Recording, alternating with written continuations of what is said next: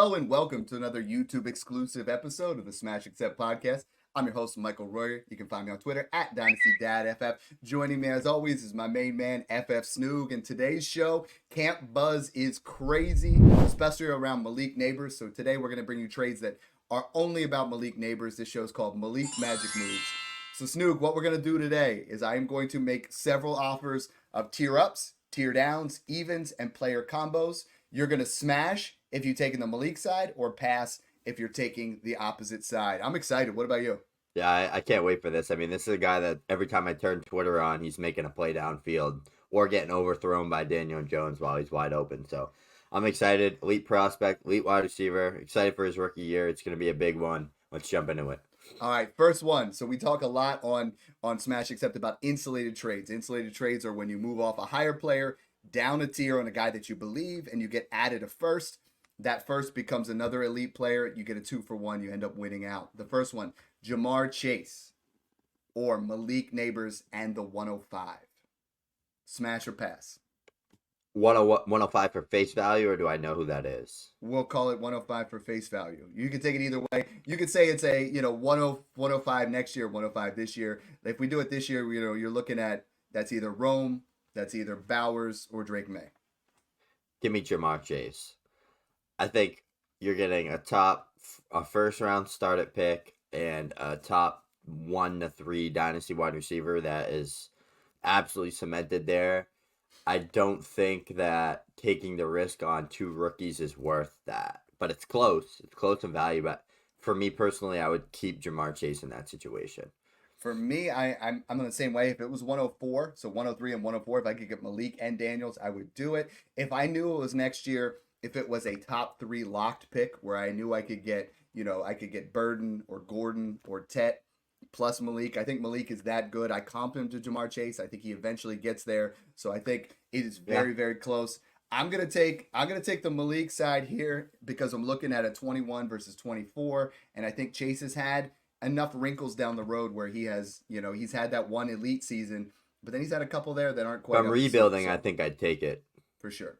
Next one, and this is from one guy we love to another guy we love. Are you going to take Garrett Wilson or smash Malik and the 201? Ooh. I almost said late first. I feel like Garrett. Late first is about right. Okay. It needs to be a late first. If it's a late first, I'll take Malik. I'm with you in an insulated trade here, and I'm going a lot based off of market versus DTC, KTC, trying to look at what makes the most sense here. For me, if it's a late first, I'm going to take it. If it's late first, 24 or 25, I'll take Malik in the first over Garrett Wilson. The 201, Snoog, I'm in that same spot as I think I'm so high on Garrett Wilson that I'm going to keep Garrett Wilson because it's a little bit more of I think both of these guys have very similar ceilings. We've seen Garrett Wilson's floor. We might have 1 or 2 years of Malik with that floor with Daniel Jones, but when he gets there, dude's going to pop off. He's going to be a top 5 dynasty wide receiver.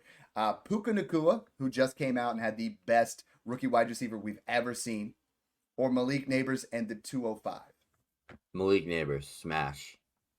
Yeah. Where's that line for you? Because I have Puka 2 spots above Malik. Right now I have Malik as my wide receiver 9 in Dynasty. Yep. How much, I mean, if it's 207, would you do it? Yes. Any second, would you do it? I say it's get in the 210, 212, no. Right. I say it's 207 or a random 25 first. Because 207, I'm still going to get a shot at Xavier Legette or Ricky Purcell. I get 2 shots in the chamber, where as opposed to, 210, 212. Yeah, but if we get back down to 210 to 212, where it's Troy Franklin, Roman Wilson, Burton, Lloyd, some of those guys, I think I'm going to pass. So I love that. Those are the tier downs. And again, obviously want to try to make those insulated trades. That's something at Smash Accept we've been known for. We talk about all the time in our Patreon. Make sure you guys check us out. Patreon.com/Smash Accept. Guys, couple bucks a month and you could be in that spot where you're at 325 guys talking shop, guys that have access to myself, Snoog, all of our dynasty and redraft rankings, top 250, as well as our tiered positional rankings, our buys, our sells. It's all in there. It's your one-stop shop. Make sure you guys check it out. Next one, we're going to talk about 3 tier up options. And we talked about insulating tier downs, tier up. We're trying to buy Malik Nabers wherever he can. Snoog and I have been talking about that all offseason. That's a clear move. I want to talk about a couple guys that have some hype. Are we going to take those? Are you going to smash Malik Nabers or pass and take Drake London and a late 25 second? Give me Malik Nabers, more upside. I like Better, it. better 'Cause player, more upside. I If think it's Malik, mid, I'll take Drake because I I think have them 9 and 10. I do too. They're my 9 and 10, but I think Malik Nabers has a Jamar Chase ceiling where Drake London has a Mike Evans ceiling, and they're totally different players, but one of them has the chance to be a top 5 dynasty wide receiver. The other one could sit nicely at wide receiver 8 to 12 the rest of his career. You know, and I think that's the difference. Malik Nabers' ceiling is just so much higher than Drake London, and we're going to catch some flack on that for sure, as well as the next one. Chris Olave and a mid-second is your pass, or are you going to smash Malik Nabers? I'm going to take Malik again, but this is perfect tier down opportunity if you need it. If it's a start 11, start 10, start 12, and it's a deeper league, and you like need that second to go get an Alvin Kamara or go get a Aaron Jones, James Conner type of guy. It's all context, but for face value, give me Nabers. If this is a 14 team or this is a start 11, start 12, and you get Olave and Mixon, I think it's a different type deal, you know, or Olave and Kamara or Olave and Derrick Henry. But, you know, just at face value, I'm smashing Malik Nabers here. I am trying to tier up off of Olave and London everywhere. Love them both. I think both of them ultimately finish, like I said, wide receiver 8 to 12 in Dynasty for the next several years. But Malik Nabers, if he doesn't do it this year, in 2025, he's going to. We have him as wide receiver 9 in the same tier as Puka Nacua, A.J. Brown. You know, like he's in that area. I've moved Garrett out of that. I think Garrett's up into the next tier now. But I think we're going to see him in this area for a long, long time. The next one is Brandon Aiyuk and a late first. We'll call it literally like 111, 112. You know, it's somebody that's in the championship. Or Malik Nabers. I think this is tricky, right? Because like if I take London, Olave, or Aiyuk, who I have all pretty similar values, London's my 10, Olave is my 12, and Aiyuk is my 14. If you say a late first on any of these, I'm taking Aiyuk. Right now it feels like the late first. Definitely smashing Aiyuk. I am not. I'm taking Malik Nabers. 21 years old. I trust the talent. Brandon Aiyuk right now is in the ideal situation. If he gets locked up long term in San Francisco and is happy, then I think you absolutely win if it's a late first. What if he's not Patriot and he's like the clear number 1 with Drake May?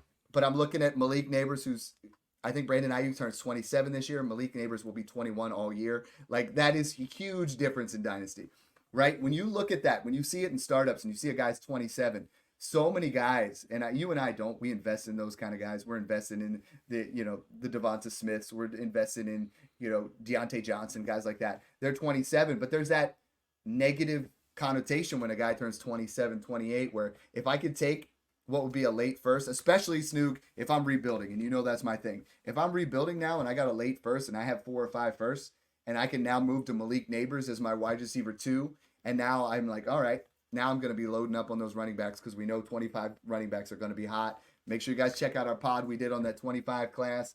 A lot of good information giving you smash or pass trades on 25 class. So I like that on our tier up options. And I think you can do that with a lot of guys. I mean, I think you can do DK Metcalf in a first, I would smash as long as it's late. I think George Pickens in a first, as much as we love him. I think, Zay Flowers. A lot of these guys are great wide receiver 2s, but in Snook, we both know that a wide receiver 1 is going to win you a championship. Wide receiver 2 is just going to keep you in contention. There's a big difference. Yeah, exactly. This is buying the next Jamar Chase before he is Jamar Chase. Jamar Chase was that guy we were buying at 105, 106 in rookie drafts. CeeDee Lamb we were buying at 106, 107 in rookie drafts. Look where they are now. You know what I mean? Invest now before they absolutely. It's funny because people are going to probably listen to this and be like, oh, why are you low on Chris Olave? Why are you low on Drake London? It's not low. It's 9, 10, 11. It's just one has the ceiling to be Jamar Chase, Justin Jefferson, and Amon-Ra St. Brown, CeeDee Lamb. And the other 2 have the chance to just be like high-end wide receiver 2, low-end wide receiver 1s. Will they have a 1,300, 1,400-yard breakout season at one point? Probably. Are they going to be consistently putting up 1,600 yards? No. Never. No.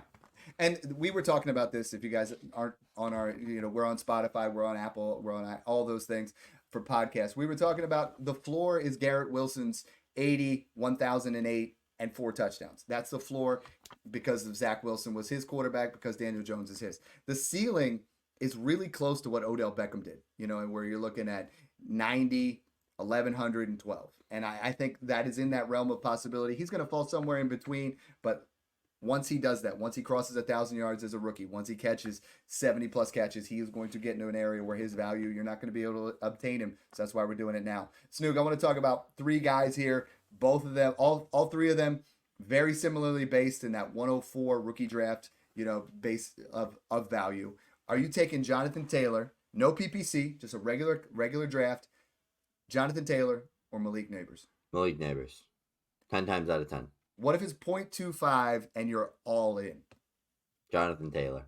No, Yeah. I'm still taking Malik Nabers, and then I'm gonna go on brand, and I'm saying, you know what? Malik Nabers, and then I'm taking my 2nd round pick and buying Joe Mixon. That's what I was gonna say. We're in tune with that, and I think that's just, if I have Malik Nabers, he is going to be a staple of my team for 8 years. Jonathan Taylor right now, he had a great. You're lucky if you get 2 to 3 season, years out of him. But the 2 to 3 year window is now officially in effect. Sam LaPorta or Malik Nabers? Malik Nabers. 1.75 tight end premium. LaPorta or Nabers? LaPorta.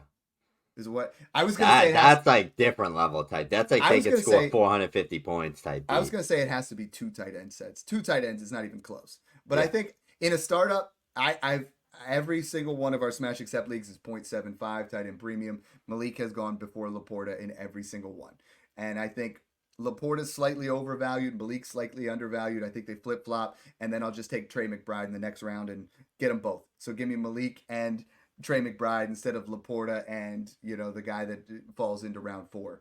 So I'm for that. Next one, Brock Purdy or Malik Nabers in we'll call it a 12-team super flex 4-point passing. So 4-point vanilla. Nabers.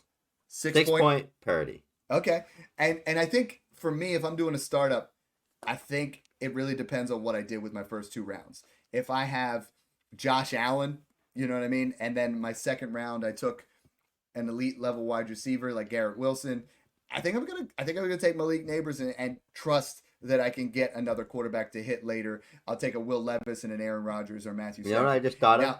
What's that? Like, if you put context into this, it like changes my mind. Like, would you rather Nabers and Stafford or Brock Purdy and Josh Downs or Brock Purdy and absolutely Jalen Polk? Yeah, Then your perspective changes because it's like you're getting you have your quarterback that's going to put up points. The only way I'm doing it is if I take a risky guy like Anthony Richardson, because then I want a Brock Purdy, because Brock Purdy is going to finish as a top 12 quarterback. And then I have that security blanket of, you know what, if Richardson goes down, I had this guy that can jump into QB1 and I could still win. But that's the difference. If Purdy didn't throw 5 picks in his last game, he would have probably finished like higher than he was. Yeah, he was fantastic. The next one I'm going to give you 5 picks. I'm going to give you 3 combinations of players, both a wide receiver and a running back. You're going to say smash for Malik Nabers, pass for the players. The first one, and I tried to make these a wide receiver that is in the next tier down, plus a running back that's worth close to a late first. DK Metcalf and James Cook. Smashing Malik Nabers. T. Higgins and Rashad White.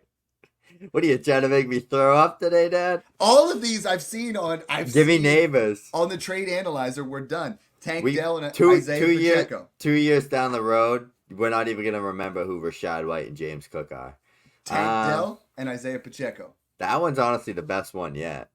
I'm still taking Nabers though. Yeah, I think this is an area where, what if we change it to Tank Dell and Jonathan Brooks? I'll answer for you. It's still Nabers. Yeah. That's where I was like, we have to get to a line here with a running back where that is the guy. Jonathan Brooks is RB9 until next year's class comes in. Then he's like RB14. What if let's go DK Metcalf and Kyron Williams.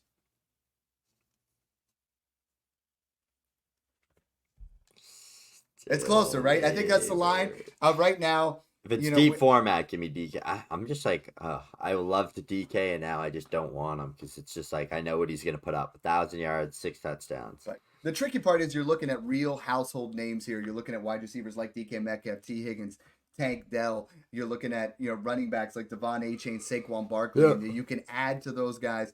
What I'm really trying to do is if I'm not in contention or I have the running back depth, I'm trying to take some of these running backs. I'm trying to flip them straight up, and do a reduced volatility trade. So what we say that is where we take we take a guy like Saquon Barkley, we add him with DK Metcalf, and then all of a sudden we get Malik Nabers and Joe Mixon instead. So now I get the production of the running back, and then I get that elite level wide receiver who, let's be honest, DK Metcalf could put up 1,500 yards this year, and his value in Dynasty is not going to go up anymore because he's 26. He's going to be, or 25, 26, he's going to be moving up there. He's going to have an insane season to move up in value. Same with T. Higgins. Like, those guys can move up a little bit, but if Malik Nabers has those numbers, he is going to be an absolute untouchable asset in Dynasty. That's why we wanted to bring you these Malik magic moves. Thanks again for tuning in, and enjoy the process.